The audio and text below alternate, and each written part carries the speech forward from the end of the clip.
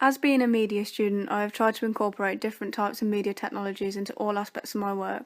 For example, to represent my research and planning, I have used SlideShare upon doing my work on PowerPoint.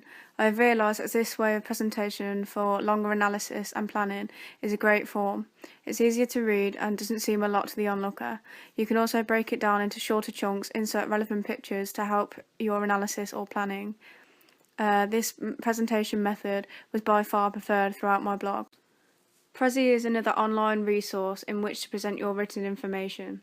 It is very effective, but now due to the formatting change, WordPress doesn't support Prezi. As a result, you cannot embed Prezi, which takes away the effectiveness of the method of presentation. The only other way for it to download is through a PDF file or simply screen print it into Paint and making it visual in that way. Due to this, I've tried to present my work through different resources and tried to limit Prezi this time round in my coursework. A mind mapping software online is another way in which I presented my work. This was extremely beneficial and a great alternative to Prezi for things like storyboards and analysis of different genres.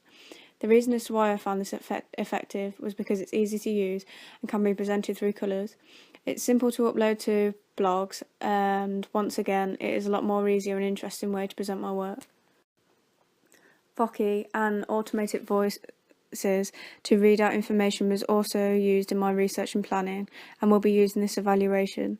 This benefits people due to you not having to read anything and you can solely focus in what's being said.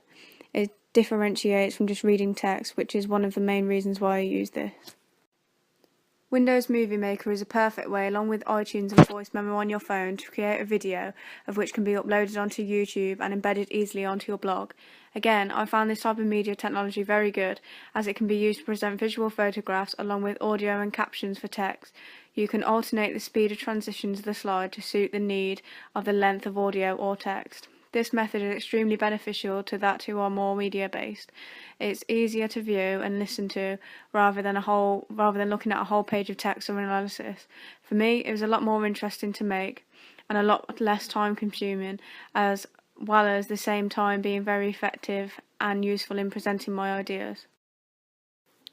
Moving on to software, namely to do with using the Macs for editing, making and presenting my products.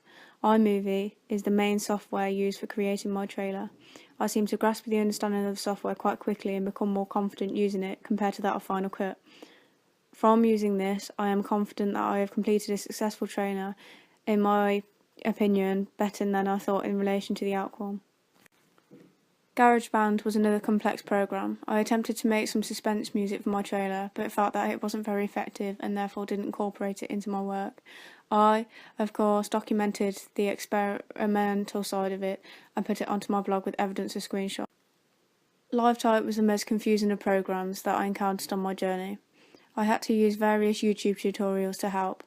After doing this, which was quite time consuming, I finally inserted it into my trailer and was incredibly happy in the way in which it boosted the realism of my trailer.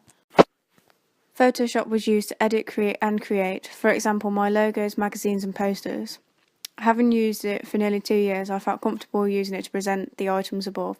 My logo that has been used in my trailer was starting from scratch in Photoshop and developed further on top to more complex designs to result in the final logo. Photoshop was also used to edit all my photos to do with my magazines and my posters and create all the effects that are on the front of them.